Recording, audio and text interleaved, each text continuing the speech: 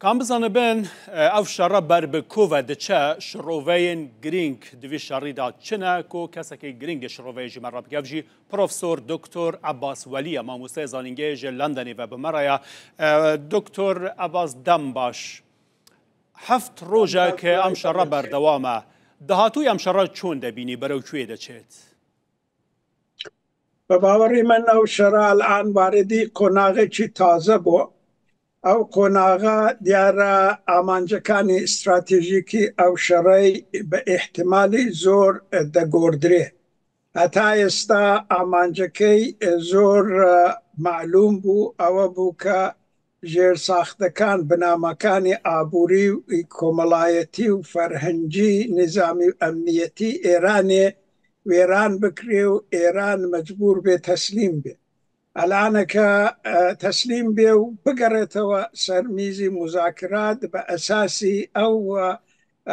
قرارانه که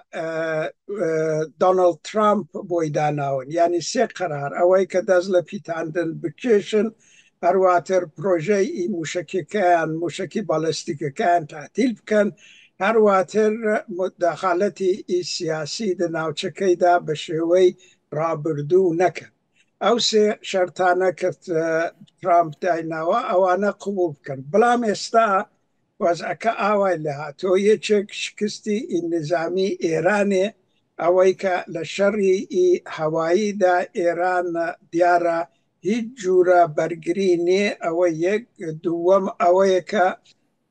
خلق بو جوره که اسرائیل و امریکا شاید پیوستیان بو حل نستاون با یعنی بدجی رژیمی سومی جوه که او موشک بارانه که ایران به اردوان بو لسر اسرائیلی جوره که سیستمی ای تدافعی برگری اسرائیلی هناوتا جیر پرسیار هر لبر وی لازمه که بیساس ربرایتی اسرائیل جورك هدف كان أهدافي أو يعني آمانجكاني أو شرعي بقوري ودو قوران كارينج دا أو واديارك أمريكا استهاتو تسر أو قرارك بإسرائيل إجازة بدري كزورتر لوي كبيشتر إجازة بيدا بچيت بيشه دو شرعي دا احتمالا أو شرع بردوام دبي حتى جور گورانکاری ده خودی ای بنمای ای دسالات به ایران داده تپیشه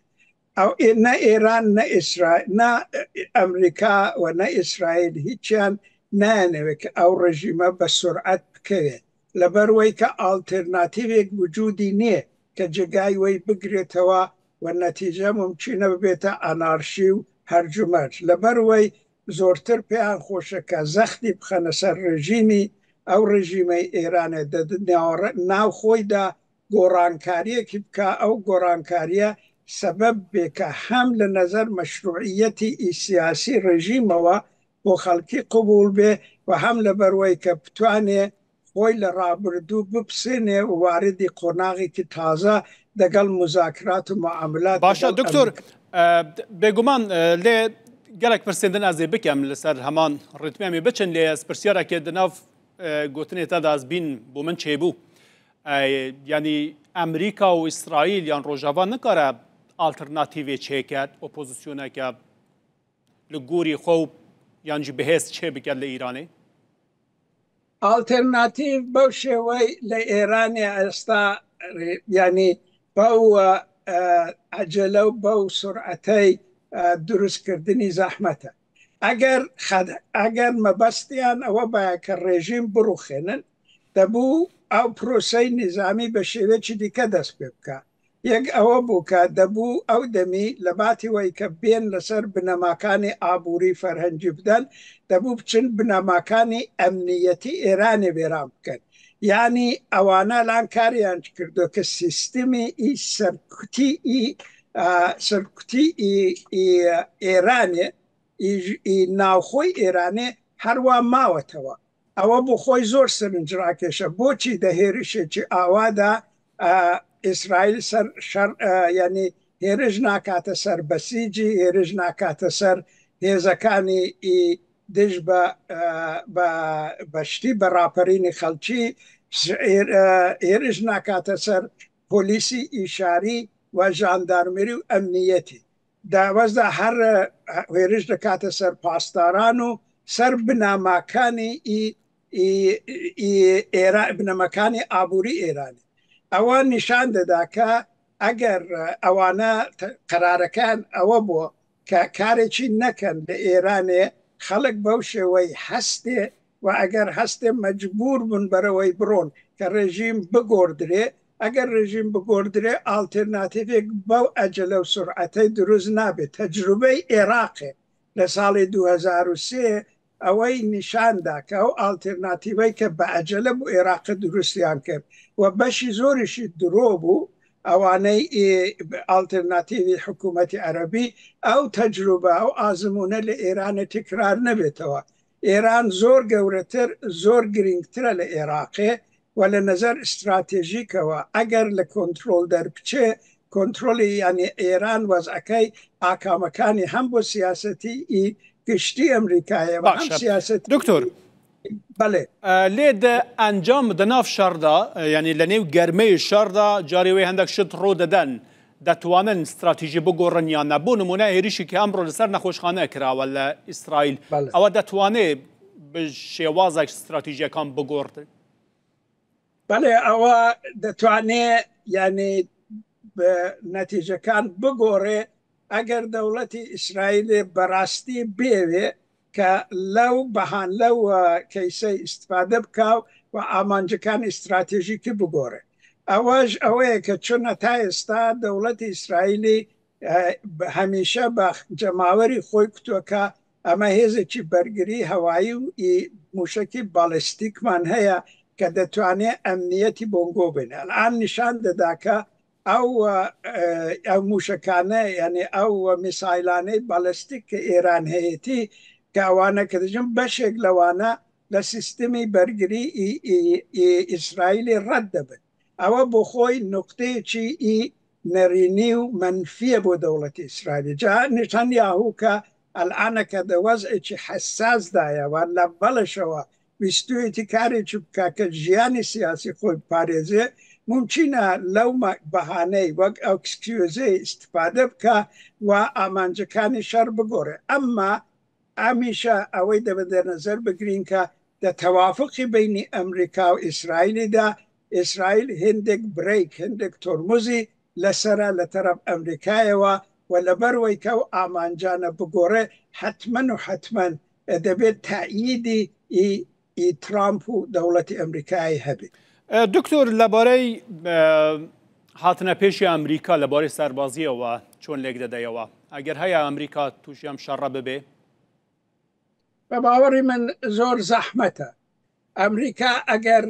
بەشدار بێ لەو شەڕەی بە شێوەیەکی لۆژستیک بەشدار دەبێت یعنی پێداویستەکانی ئیشەڕی بۆ ئیسرائیلی ئامادە دەکات و دەو ئامادەکردنەدا زۆرتر بەردەوام دەبێ کار دەکات ئەمریکا فکر ناکەم بۆ خۆی بە شێوەیەکی فیزیکی پێوێ دەو شەڕەیدا دەرگیر بێ هندێک لە قەولەکانی کە دەورەی ئینتخابات و هەڵبژاردننیدا ترامپ داوێتیەوەی کە ئەمریکای تووشی شەڕێکی ئیدیکە ناکاتەوە وەلی ئەوە بۆ معناینێ کە ئەمریکا لە تەریقی لۆژستیک و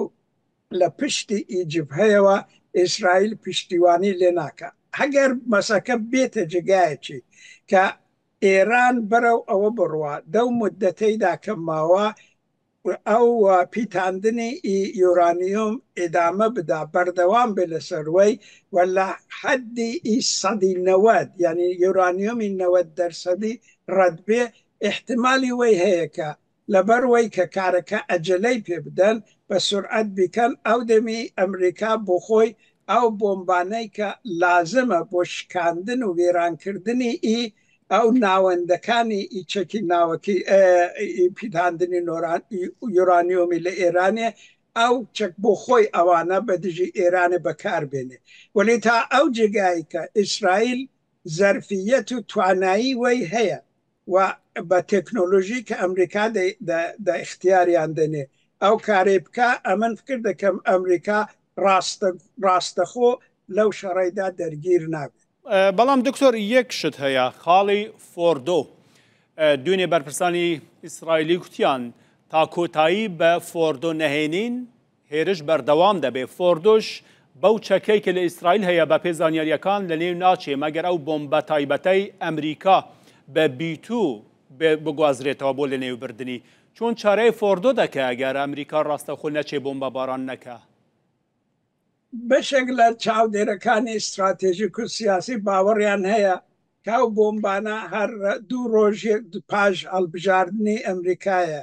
کە دۆناڵد ترامپ هاتە سەرکار لە ئەمریکایە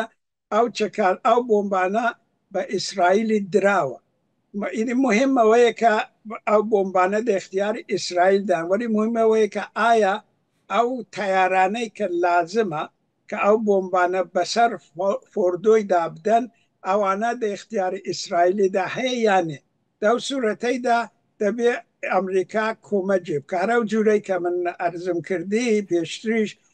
کاری ئەساسی ئەمریکا یارمەتی لۆژستیکە. شەڕی مۆدرنیش دەزانین شەڕی لۆژستیکە. لۆژستیک بە تایبەتی